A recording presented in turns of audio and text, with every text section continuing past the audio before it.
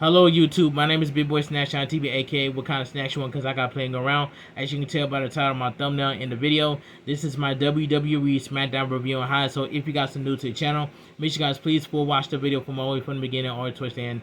Hit that like button, subscribe to my channel for more wrestling content I'm doing the channel, because I'm on the road to 11K and I'm on the road to YouTube partner push, and I'm on the road to monetization as well too.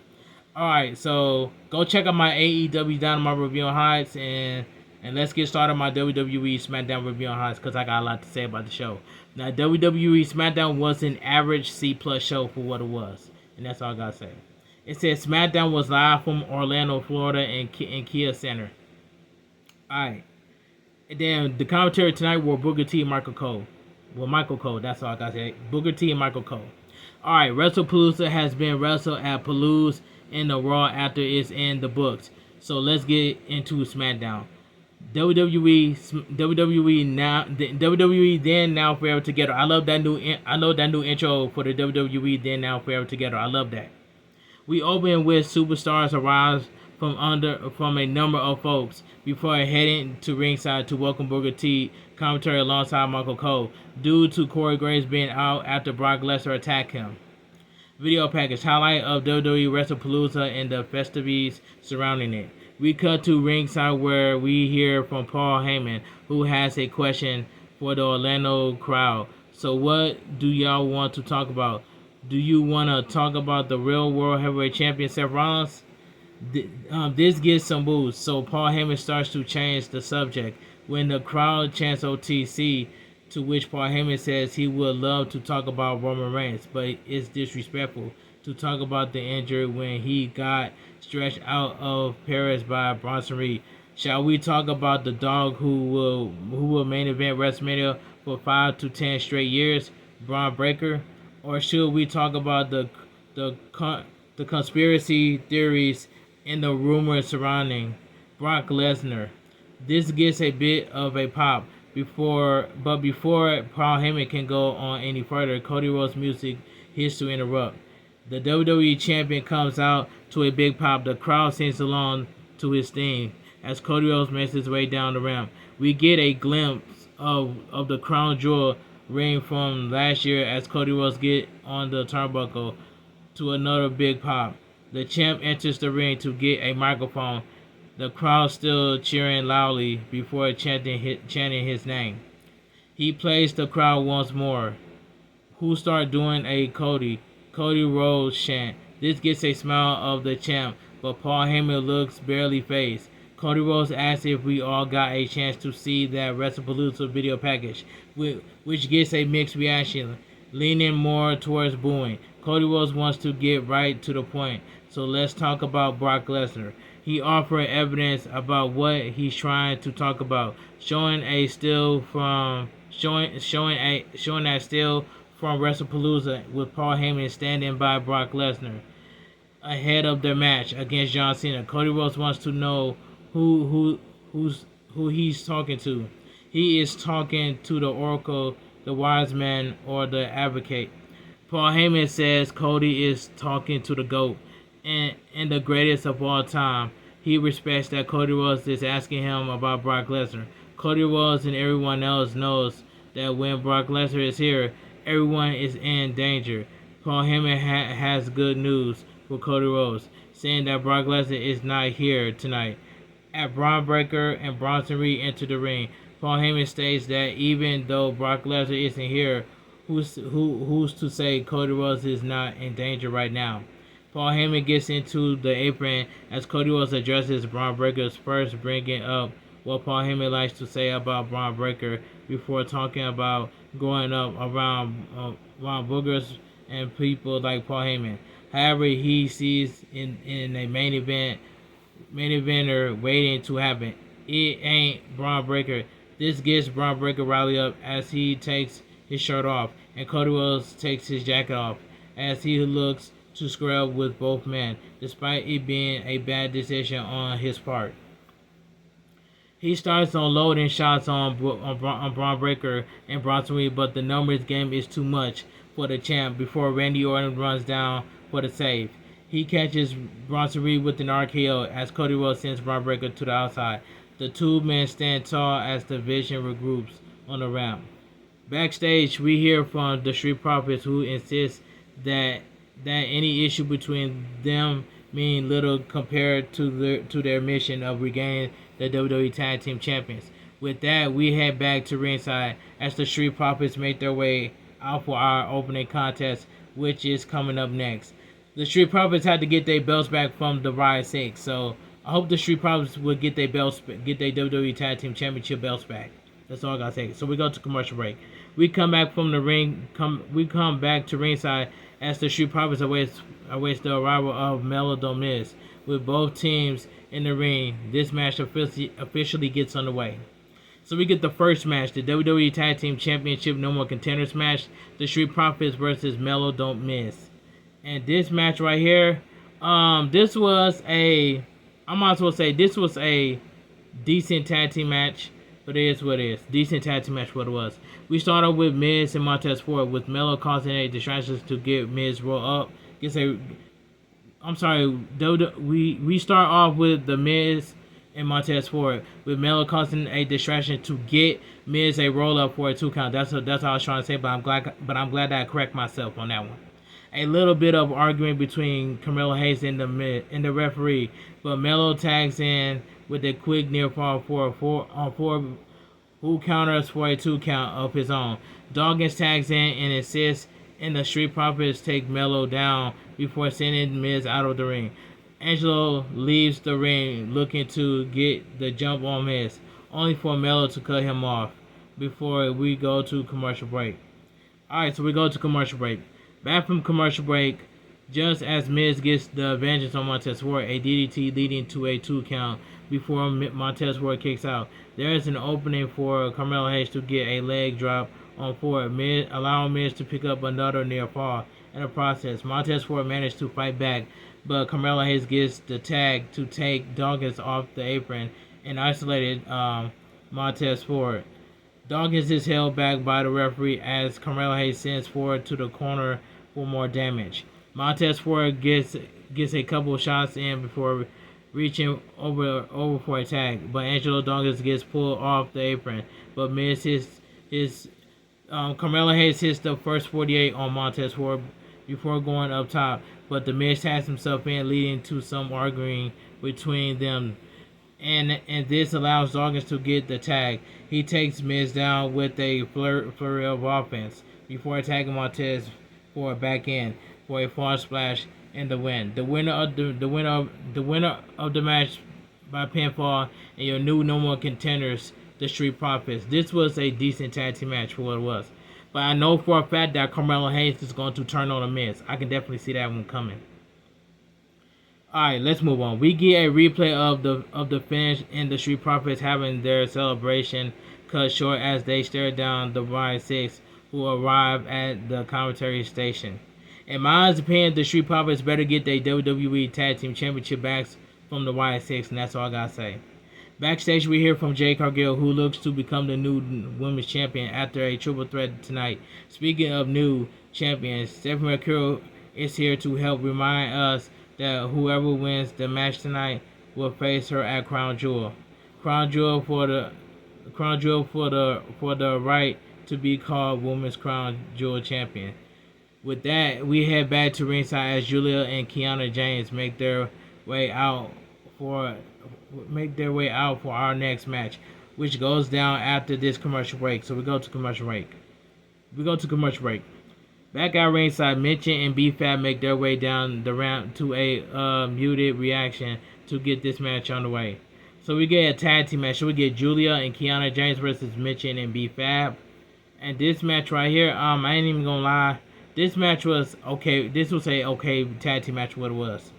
We start off with Kiana James and B-Fab circling the mat before Kiana James attacks Mitchin on the apron. She then goes after B-Fab, who takes her to the mat for a 2 count. Tag made to Mitchin, and the pair double team Kiana James before Mitchin covers for a 2 count.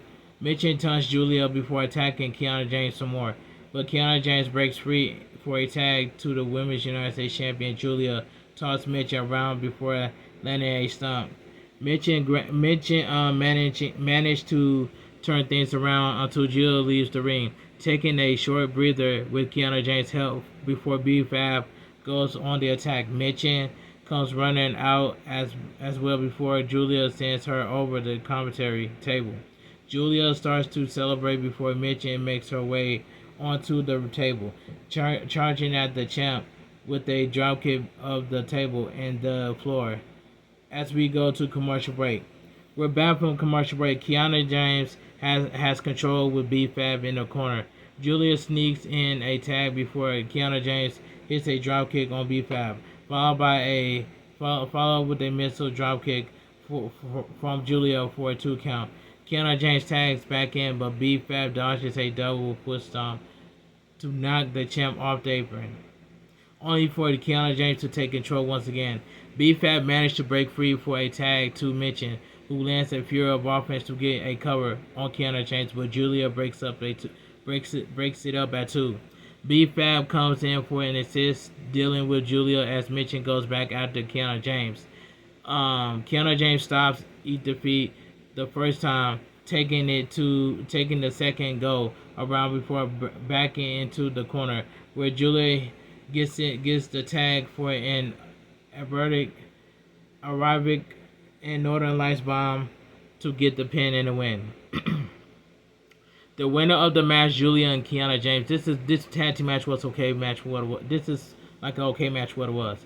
We cut backstage to see Alexa Bliss and Charlotte Flair confronted by NXT Soruka and Zario, who won a shot at the WWE Women's Tag Team Championship. Charlotte Flair insists there's a line before Alexa Bliss tells them they need to be more of a tag team, with the NXT Pyrian promise to be in the front of the line before they know it.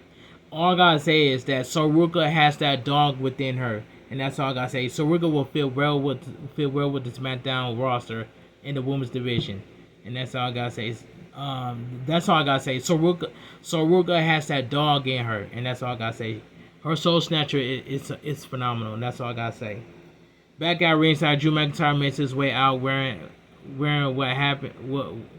what appears to be a cast of shorts after what we went through at WrestlePalooza. We will hear from him up next. Commercial break. Video package looking back at the creation of the men's and women's Crown Jewel Championships ahead of this year matches for the respective titles. This year sees Seth Rollins and Cody Rhodes face off for the men's title, and Stephen Vaquer will face off the winners of tonight's women's championship match for the women's title. In addition, John Cena will face AJ Styles as part of John Cena's retirement tour. I'm looking forward to that match between John Cena and AJ Styles. But I'm looking forward to John Cena versus Edge. That's the match I want to see too as well. But let me get back to what I was saying.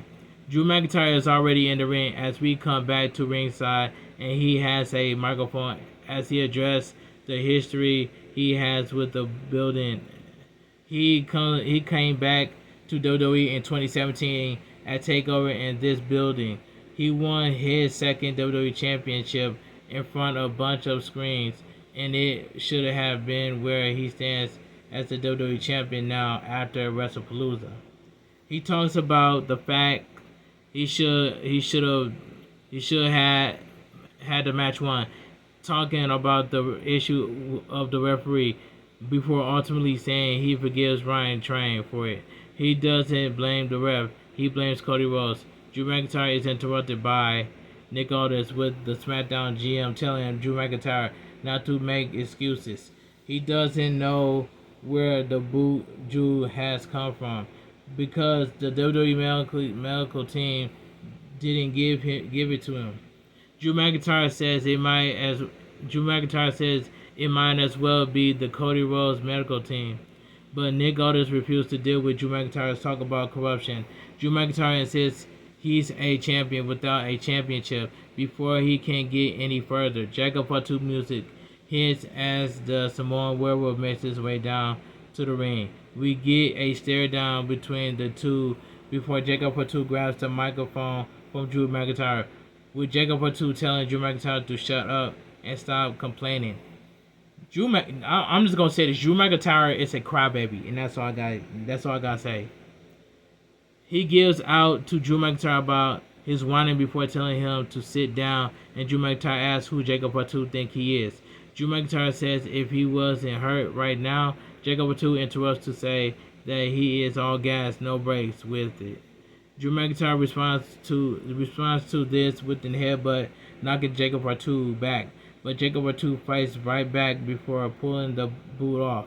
Drew McIntyre's foot is laying him out with it. Jacob Fatu music hits as he stands tall over Drew McIntyre. Where has Jacob Fatu been at? But now Jacob Fatu show up tonight. But I'm just asking. We haven't even seen Jacob Fatu since. So I'm glad that Jacob Fatu is back. Backstage, Stephanie Vaquer tells Tiffany Stratton she will be watching the champ tonight during the title match, as we will see who faces Stephanie Vaquer at Crown Jewel. From there, we cut elsewhere, where Sami Zayn talks to Rey Fenix about the open challenge, admitting it could be anyone from SmackDown or Raw facing him, as someone lurks in the background, which is Shinsuke Nakamura. I see you, whoever you are. From there, we cut to ringside as Sami Zayn heads out for the United States Championship Open Challenge coming up next. I knew that was Shinsuke Nakamura backstage lurking around. Alright, so we'll go to commercial break. Video package. Solo Sikoa gives Jason Mateo his proverbial flowers for his accolades and his loyalty in being part of Solo's family tree. Jason Mateo says, "I love you, Solo." I'm about sick and tired of this, the fake bloodline stuff. This Solo Sikoa fake Roman Reigns wannabe. I'm so sick and tired of that. The fake bloodline, man. Can we just move on to something different, please? That's all I gotta say. Alright, back at ringside, Sami Zayn awaits the answer to his open challenge. Never mind Raw or SmackDown, NXT has answered the call as Giovanni Evans comes out to a nice pop from the Orlando crowd. The night before he faces Josh Briggs at NXT No Mercy, he competing for the United States Championship as this match gets underway. So we get the WWE United States Championship Open Challenge. Sami Zayn defense against Giovanni Evans, and this was a good match. This was the best part. This was the best match throughout the entire show. And that's all I gotta say. This was a good match. Giovanni Evans is greeted by NXT champs before he locks up with the champ. They trade holds before Sami Zayn takes the challenger to the mat. But also Giovanni Evans gets back to his feet.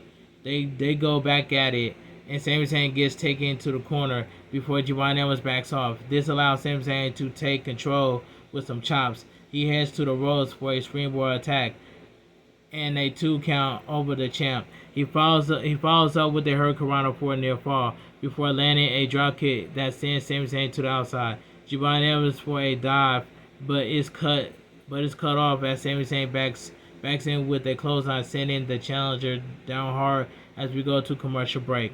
So we're back from commercial break. We're back just as Sami Zayn regains control with some strikes, but Sami Zayn is sent over the top rope to the outside before Giovanni Evans hits a dive onto the champ. Giovanni Evans brings Sami Zayn back in the ring, managing to break away from a Blue Thunder Bomb attempt to take the champ to the mat with a spinning kick for a 2. Sami Zayn is sent to the corner and prop up on the turnbuckle, only to send Giovanni Evans to the canvas with a chop. Sami Zayn balances himself on the top, but is caught with a Hurricanrana by the challenger, who takes another close pinfall before the champ kicks out. Giovanni Evans heads to the corner as he charges at Sami Zayn, who catches him with an exploder into the turnbuckle. He runs across for the haluva kick, but Giovanni Evans cuts him off with a kick of his own. Double spring tornado splash gets him nothing as Sami Zayn rolls away, but the champ is still in trouble as Giovanni Evans runs to the corner once more. OG Cutter connects on a champ, and Giovanni Evans makes the cover, but Sami Zayn kicks out just in the nick of time. The crowd is getting pretty loud as the two go back at it, with Giovanni Evans narrowly missing an attack on Sami Zayn, who takes the challenger down with a Blue Thunder Bomb to win and retain. The winner and still your United States Championship, Sami Zayn. Now, Sami Zayn should have lost this match. I would have preferred Giovanni Evans to become the new United States Championship, but Sami Zayn should have lost his match. But this was a good match, and this was the best match throughout the entire show, and that's all I gotta say. Sportsmanship shown as Sami Zayn helped Javon Evans to his feet, raising the challenger's hand up to a nice pop from the crowd.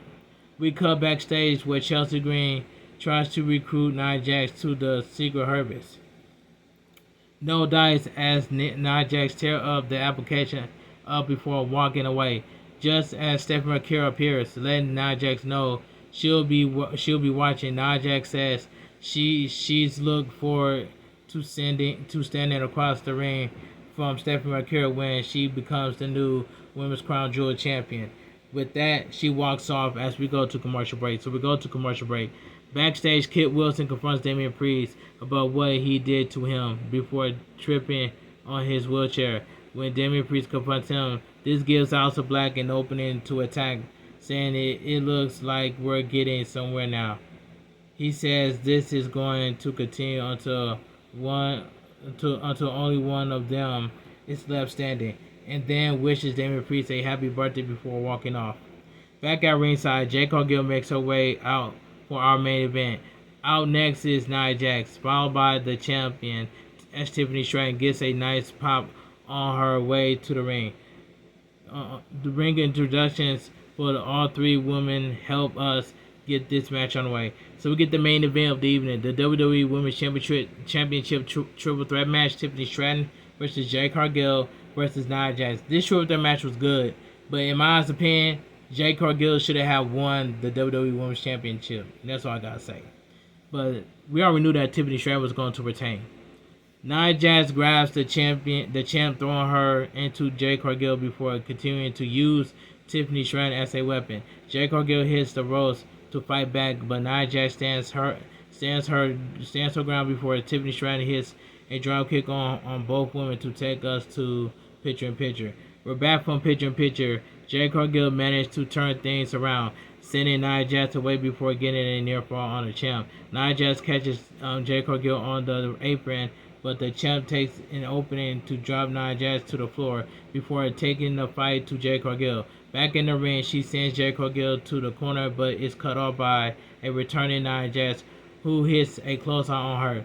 Nia Jax is fed off by Jade Cargill, only for Tiffany Stratton to sneak a near fall on Jade Cargill for her efforts. Tiffany Stratton with some more offense on Jade Cargill, who counters for a near fall of her own before hitting the ropes, only to be tripped up by Nia Jax, who pulls her out of the ring and sends Jade Cargill to the barricade. The attack continues as Nia Jax sends her to the announcer table, but Jade Cargill starts fighting back as we come back from break.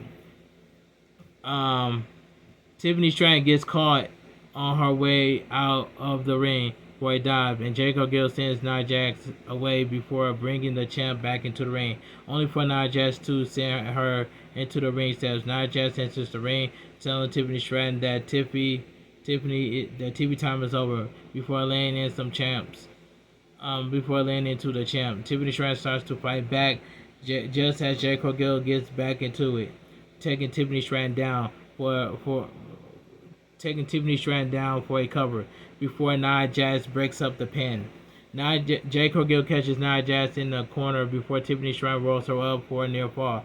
Jade Cargill goes for a submission but gets pulled on her shoulders for a 2.